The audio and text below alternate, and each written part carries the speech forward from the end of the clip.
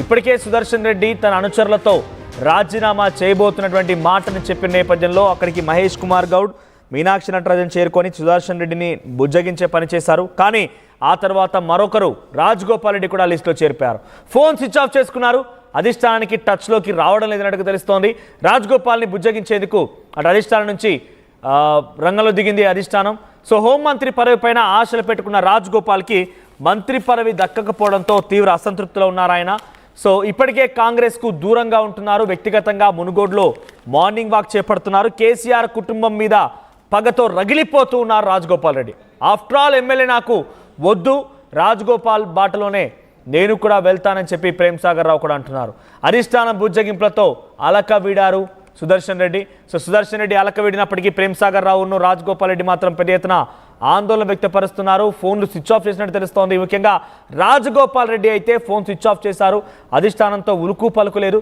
అధిష్టానం నుంచి ఇప్పటికే అటు ప్రభుత్వ సలహాదారుడు వేం నరేందర్ రెడ్డి, రాజ్యసభ ఎంపీ అనిల్ కుమార్ రంగంలో దిగినట్టు తెలుస్తోంది. రాజగోపాల్ రెడ్డిని బుజ్జగించడం కోసం ఎంపీ చామల కిరణ్ కుమార్ రెడ్డి కూడా రంగంలో దిగారు. సో వీరంతా బుజ్జగించేందుకు ప్రయత్నం చేస్తున్న నేపథ్యంలో రాజగోపాల్ రెడ్డి మాత్రం ఫోన్ స్విచ్ ఆఫ్ చేసుకున్నారు. అయితే మొదటి నుంచే ఆశాభావంతో ఉన్నారు. నాకు ఎలాగైనా మంత్రి పదవి వస్తుంది, హోంమంత్రిని అవుతాను, కేసీఆర్ని జైల్లో వేస్తాను, కేటీఆర్ని జైల్లో వేస్తాను, కవితని జైల్లో వేస్తా, హరీష్ రావుని జైల్లో వేస్తా అటువంటి ఒక మాటను చెప్పుకొచ్చారు. జగదీష్ రెడ్డిని సైతం నేనేంటో చూపిస్తానని చెప్పి వార్నింగ్ కూడా ఇచ్చారు. కానీ రాజగోపాల్ రెడ్డికి భంగపాటు తప్పలేదు. ఇప్పటికే నల్గొండ నుంచి ఇద్దరు మంత్రులు ఉన్నారు.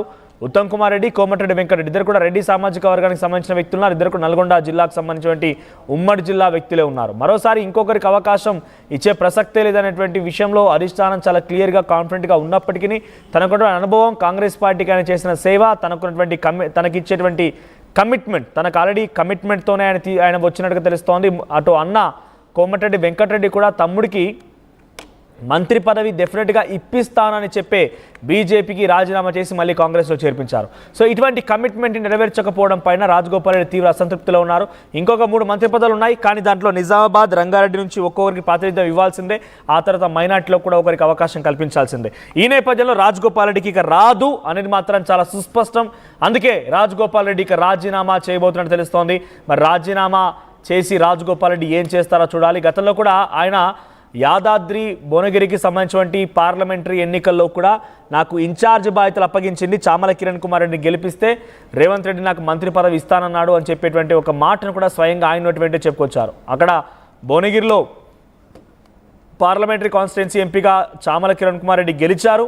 ఆ తర్వాత కూడా హోంమంత్రి అనే మాటని రాజగోపాల్ రెడ్డి మాట్లాడారు. కానీ ఇప్పటివరకు ఎటువంటి స్పష్టమైనటువంటి ఓ క్లారిటీ లేదు. ఆ తర్వాత ఇప్పుడు ఏకంగా కన్ఫర్మ్ అయిపోయింది, రాజగోపాల్ రెడ్డి అనే వ్యక్తికి మంత్రి పదవి లేదు. మహా అయితే ఇంకా చీఫ్ విప్ లాంటి పదవి ఏదైనా ఇస్తారో అది కూడా ఆలోచన చేయాలి. మరి నిజంగా చీఫ్ విప్ పదవి వరిస్తుందా లేదా అనేది మాత్రం చూడాల్సిన అవసరం అయితే ఉంది. సో ప్రస్తుతానికి రాజగోపాల్ రెడ్డి, ప్రేమ్ సాగర్ రావుని ఇద్దరిని కూడా బుజ్జగించే పనిలో ఉన్నారు. Rajagopal Reddy phone switch off చేసి సైలెంట్గా ఉన్నట్టు తెలుస్తోంది. మునుగోడుకే పరిమితం తెలుస్తోంది. ఎస్, మధు అందుబాటులో ఉన్నారు.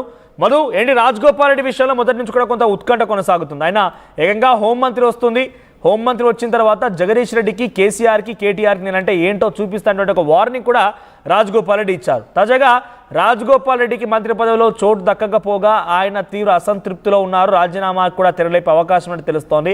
ఆయన కమిట్మెంట్ ఇచ్చి మరి తప్పారనేటువంటి ఒక భావనలో ఆయన ఉన్నారు. భువనగిరి పార్లమెంటరీ నియోజకవర్గంలో కాంగ్రెస్ పార్టీని గెలిపిస్తే కూడా ఇస్తారనేటువంటి ఒక మాటని బహిరంగంగానే ఆయన గతంలో చెప్పుకొచ్చారు. ఇప్పుడు ఇలా చూడాలి, రాజగోపాల్ రెడ్డి అందుబాటులోకి వచ్చారా లేదా, ఆయన ఎలా ఉండబోతోంది?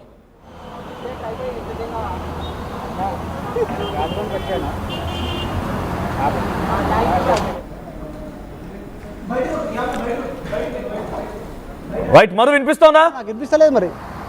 రైట్, ఒకసారి రాజగోపాల్ రెడ్డి గతంలో రాజగోపాల్ రెడ్డి ఆయన మంత్రి పదవి పైన ఎటువంటి ధీమా వ్యక్తం చేశారో ఒకసారి ముందుగా రాజగోపాల్ రెడ్డి వ్యాఖ్యల్ని చూద్దాం.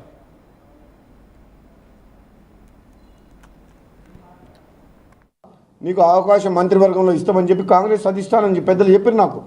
నాకు ఇప్పుడు నమ్మకం ఉంది. ఆలస్యం అయినా సరే తప్పకుండా కాంగ్రెస్ పార్టీ అధిష్టానం నాకు భవిష్యత్తులో మంత్రివర్గం స్థానంలో కనిపిస్తారని చెప్పి నాకు పూర్తి నమ్మకం ఉంది. మీకు అవకాశం మంత్రివర్గంలో ఇస్తామని చెప్పి కాంగ్రెస్ అధిష్టానం పెద్దలు చెప్పారు. నాకు ఇప్పుడు నమ్మకం ఉంది. ఆలస్యం అయినా సరే తప్పకుండా కాంగ్రెస్ పార్టీ అధిష్టానం నాకు భవిష్యత్తులో మంత్రివర్గం స్థానంలో కనిపిస్తారని చెప్పి నాకు పూర్తి నమ్మకం. ఆలస్యమైనా సరే మంత్రివర్గంలో తనకు చోటు కల్పిస్తామన్నటువంటి ఆశ తనకు ఉంది, నాకు నమ్మకం ఉంది అనేటువంటి మాటని గతంలో రాజగోపాల్ రెడ్డి చెప్పుకొచ్చారు. అయితే రాజగోపాల్ రెడ్డి ఇంతటి ధీమాతో ఉన్నారు, ఏకంగా హోంమంత్రి అటువంటి మంత్రిత్వ శాఖను కూడా ఆయన కేటాయించేసుకున్నటువంటి ధీమా వ్యక్తం చేశారు. కానీ ఆఖరికి వస్తే మంత్రి పదవిలో చోటు కాదు కదా, ఆయన ఒక సాధారణమైనటువంటి ఎమ్మెల్యేగా ఉండాల్సిన పరిస్థితి ఏర్పడింది. ప్రస్తుతానికి రాజగోపాల్ రెడ్డి యొక్క తీరు అందరికీ తెలిసిందే, ఏమన్నా కూడా ముక్కుసూటిగా మాట్లాడుతుంటారు, చాలా అగ్రెసివ్గా మాట్లాడుతుంటారు. గతంలో రేవంత్ రెడ్డిని సైతం దూషించారు. సో ప్రస్తుతానికి మరి రాజగోపాల్ రెడ్డికి మంత్రి పదవిలో అవకాశం దక్కలేదు కాబట్టి ఇప్పుడు ఏం చేస్తారో చూడాలి. రాజీనామా కూడా సిద్ధమైనట్టు తెలుస్తోంది. ఎస్ మధు అప్డేట్స్ అందిస్తారు. ఎస్ మధు, ప్రజెంట్ రాజగోపాల్ రెడ్డి రాజీనామాకు తెరలేపే అవకాశం కనబడుతోంది. తనకి ఇచ్చిన మాటని తప్పారనేటువంటి ఒక భావనలో అసంతృప్తి ఆయన ఉన్నారు. అప్డేట్స్ ఏంటి?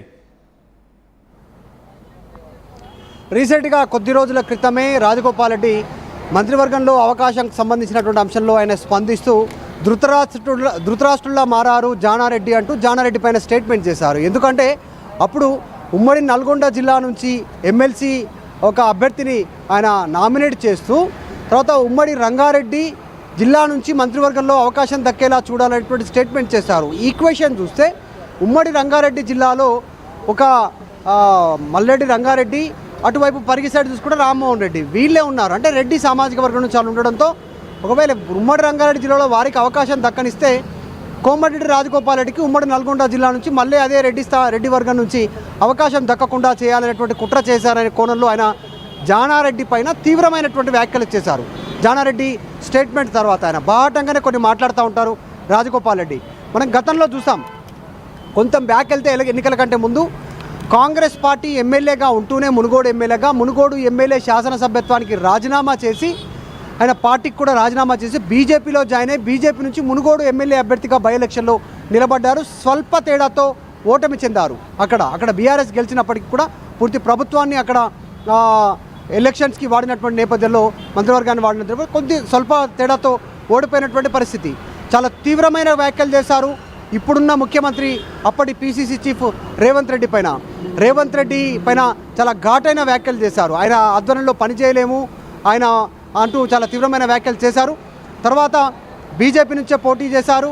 ఓటమి చెందిన తర్వాత ఏం జరిగిందో తెలీదు. చివరాఖరి క్షణంలో బీజేపీ అధిష్టానం, కాంగ్రెస్ పార్టీ అధిష్టానం ఆయనతో సంప్రదింపులు చేసి కాంగ్రెస్ పార్టీలోకి రావాలి, కాంగ్రెస్ పార్టీ అధికారంలోకి వస్తే మీకు మంత్రి పదవి ఇస్తామని చెప్పి హామీ ఇచ్చి కాంగ్రెస్ పార్టీలోకి తీసుకున్నారు. దాంట్లో భాగంగా ఉమ్మడి నల్గొండ జిల్లాకి సంబంధించినటువంటి ఎంపీ, ఉమ్మడి జిల్లాలోనే మరొక ఎంపీ భువనగిరి ఎంపీ స్థానాలు గెలిపిస్తే మంత్రి పదవి ఖాయమంటూ ఆయనకు హామీ ఇచ్చారు. ఆ బాధ్యత భుజాన వేసుకొని ఆయన గెలిపించారు. 2 స్థానాలను ఆయన ఇన్ఫ్లుయెన్స్ చూపించారనేటువంటిది చర్చ కొనసాగింది. ఆ టైంలోనే అధిష్టానం హామీ ఇచ్చిందని. కానీ కోమటిరెడ్డి వెంకటరెడ్డి అదే జిల్లా నుంచి మంత్రిగా ఉన్నారు, ఉత్తమ్ కుమార్ రెడ్డి అదే జిల్లా నుంచి రెడ్డి సామాజిక వర్గం నుంచి మంత్రిగా ఉండడంతో ఈక్వేషన్ సెట్ అవ్వట్లేదు. దాదాపు ఆయనకు ఆ మంత్రివర్గంలో స్థానం దక్కే పరిస్థితి ఉండకపోవచ్చు. ఒకవేళ ఫ్యూచర్లో కనుక ఉమ్మడి నిజామాబాద్ జిల్లా నుంచి సుదర్శన్ రెడ్డిని రెడ్డి సామాజిక వర్గం నుంచి పూర్తి స్థాయిలో పక్కన పెడితే రాజగోపాల్ రెడ్డికి అవకాశం ఉండొచ్చు అనే చర్చ కూడా ఉంది ఇంకా ఇప్పటికి కూడా. ప్రస్తుతానికి మాత్రం తీవ్రంగా అసంతృప్తితో అలిగారు. అధిష్టానం సంప్రదించే ప్రయత్నం చేసినా దూరంగా ఉన్నారు. ఫోన్ స్విచ్ ఆఫ్ చేసుకున్నారు. రాజగోపాల్ రెడ్డి ఎక్కడున్నారో